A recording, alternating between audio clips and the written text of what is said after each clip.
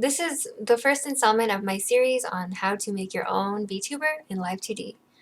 This video is going to go over how you prep your artwork to be imported into Live2d and how to do it properly. It's easiest to have everything prepared correctly ahead of time because sometimes it can cause issues down the road if you have to re-import your file. So hopefully if you're on your way to creating a Vtuber avatar, this guide will be helpful for you.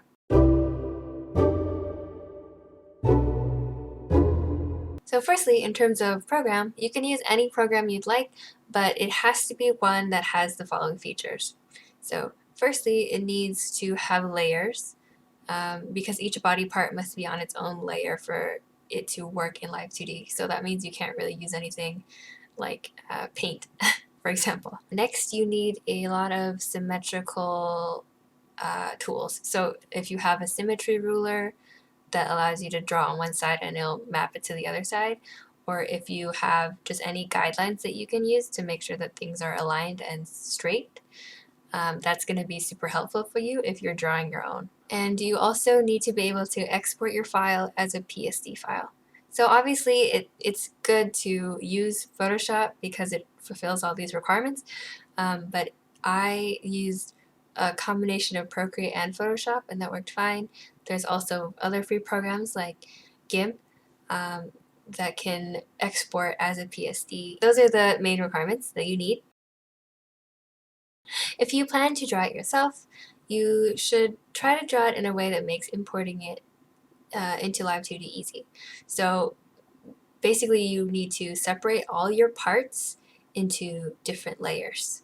So for every single body part that's going to move in your model, you need it to have its own layer. So if you already have the artwork but it's not separated, the same principles apply. You'll just need to copy and paste each part on its own and then erase any extra bits that don't belong or fill in any areas that have big gaps. I'll get to that later in the video. Some other things to note before importing: name every layer correctly and ensure there's no duplicate names.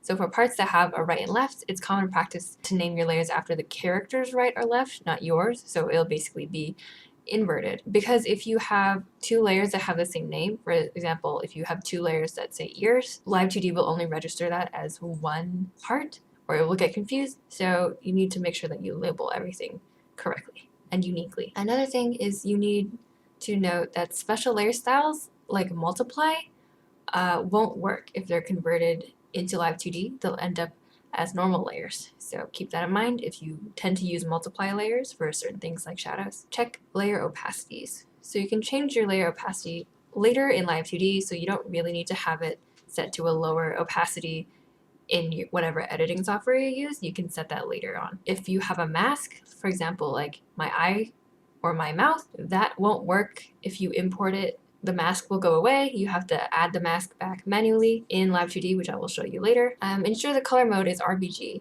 and the color profile is sRGB, or else your colors will look different. They'll probably look more washed out. And then here are all the separate layers that I had for my model sorted into groups. So the first group is the face. So for the face, you have right eye white, left eye white, right iris, right top lashes, left top lashes, right lash tail, left lash tail, right bottom lashes, left bottom lashes, right brow, left brow, nose, upper lip, lower lip. Make sure your lips have skin attached, not just the line of your lip. Your inner mouth, your tongue, your teeth, and optionally you can add a nose shadow, eye shine, double eyelids, or any shading or shadows, and blush. So right and left for blush as well. The next category is for your head. So this is highly dependent on the hairstyle your character has. Normally the hair is divided as bangs or fringe, and then your front and your back hair, and then any additional features like if you have buns or ponytails, they'll need to be on their own layers as well, and your right and left ears, and any other accessories. So I have earrings and I have a necklace, and those all are on separate layers. Finally, there's the body. So you'll have your neck, your torso, your right arm top, so that's from the shoulder to your elbow, and then your left arm, same thing, right arm bottom, and the left arm bottom. So that's your forearm to the hands, and then hips, right and left legs. So these can have joints as well. A lot of models don't because you rarely see the legs, but if you want, you can have the legs move in a certain way too. So if you're drawing your model, the canvas can be whatever size you want because every model is a different size. Since the model will only be shown on screens, you can make sure that the dots per inch, or the DPI, is at 72 DPI. Sometimes its default is set to 300, but 300 is for printing, and if you leave it like that, your file is going to be very large and it's going to be bloated for no reason. Additionally, for the Pro version of Live2d, it allows for extra large texture atlas sizes. A texture atlas is essentially an artboard that has all of your separate parts. So in the free version, your texture atlas is limited to 2048 by 2048 pixels. So keeping that in mind, you might want to make your file on the smaller side just to be safe. The key concept for drawing parts is to fill in the void. So this applies to if you're drawing your model or if you are cutting up a pre-existing artwork. Remember that your model will move around, right? Your model moves around. So it won't look exactly like how it looks if it's straight. This. So if you turn your head, you don't want to see any empty space behind your hair.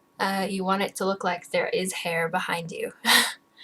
So that's one example of filling the void. The void areas don't need to be as detailed as the main areas. They just need to be filled with a shadow color so that it looks believably filled in. The most common areas that might have a void are the back hair part and the neck. And for the neck, I like to extend the neck so it actually goes really far up my face. You want to make sure that it's filled under the chin area so that you don't have any voids under your chin. So I have mine filled all the way up to like the height of my nose, basically. So if your character tilts their head upwards, you won't have any gap because you don't want their head to be floating. Unless that's your character trait. Yeah, so once you have those principles and all of those parts prepared, you are ready to import it into Live2d. Importing into Live2d. Okay, so you're going to want to open Live2d Cubism Editor. If you don't have it yet, you can download it from the Live2d website. Link will be in the description below. They have a 42-day free trial for the Pro version, which is a pretty generous trial period, and I definitely could finish my model within that time. But once that runs out, you can continue to use the software, but just using the free version, which is what is open currently. It has a little bit more limited functionality, but if you're just making your own VTuber model, I think it's a good place to start. So once you have the program open, you're gonna find your PSD file. So mine is here. And then you can just drag it into the canvas. So once you do that, it'll import your artwork and it'll show up here. And then in your parts panel, you'll see all of the different separated layers that you had from earlier in the video. I have mine already separated into folders within my PSD file. It's optional, but you can do it in Photoshop or whatever you used, or you could do it in Live2d. It's just to keep it organized. So if you want to create a folder, you can just click on this button to create a folder. And if you need to delete anything, you can obviously just press the trash can to delete stuff. So earlier I said that each part needed to have a unique name, and this is why, is because it'll have a name and then it'll have an ID attached to it. So I haven't really named my IDs correctly for the most part, but like for certain IDs like nose, it will say nose, or head, it will say head, and then that you will use to reference later on when you're rigging things. So in general, you want to try to keep the name and the ID kind of the same if you can, just for ease of use, but it's not necessary, I guess, because I did it without fully doing that too. Okay, so if you look at my parts panel, you'll see all of my things are in folders, right? All nice and neat, except hair. My hair back is not in a folder for whatever reason. So I want to move my hair back into my hair folder. However, you'll see if I put it in this folder, if I put it inside the hair folder, now it's covering my face, and I don't want that, right? Hopefully I don't want that. But I need it to be in my folder so that everything is nice and neat. What do I do? That's where the draw order comes into play. So you'll see on the side here that all of these folders and layers have a 500 beside them. So that's basically what the draw order number is.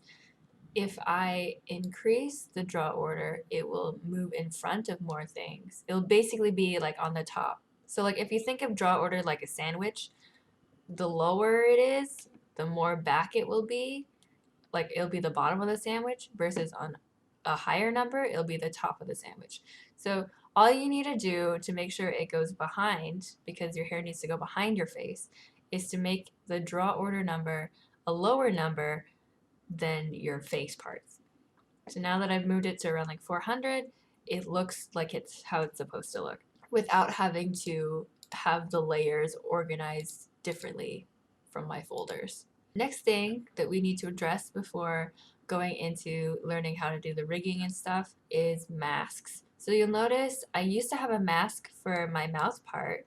So if I move my lips really quick, you can see this is my mouth and these are my teeth. But when I imported it, it took the mask out.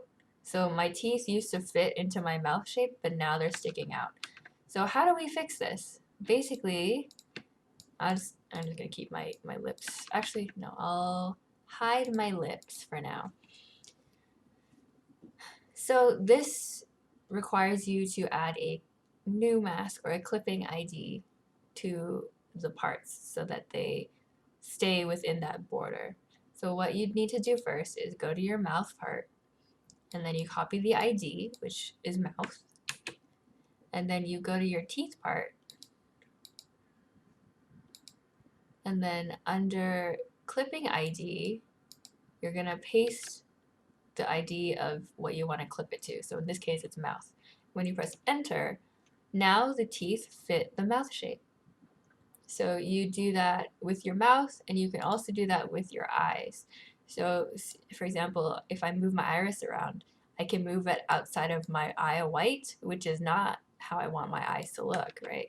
So what you can do is you can do the same thing. So you look at the eye white, you copy the ID. In this case, I don't have it named correctly, but that's okay. It'll still work. And then you can go to your iris, which is the colorful part, and then you'll put your eye white ID into the clipping ID and press enter.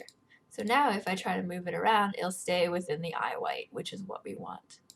So just do that with the other eye, and then you'll be totally prepped for the next stages. You can also, if you would like, clip multiple things into one shape, just using the same process.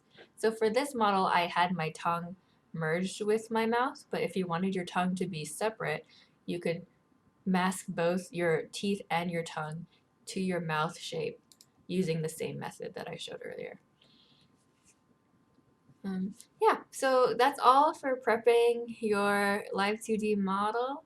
Next in the video series, I will be talking about how to create meshes and a texture atlas, and then how parameters and deformers work and should be structured. So subscribe to my channel to stay tuned for those updates, and I'm sending you love, and I'll see you next time.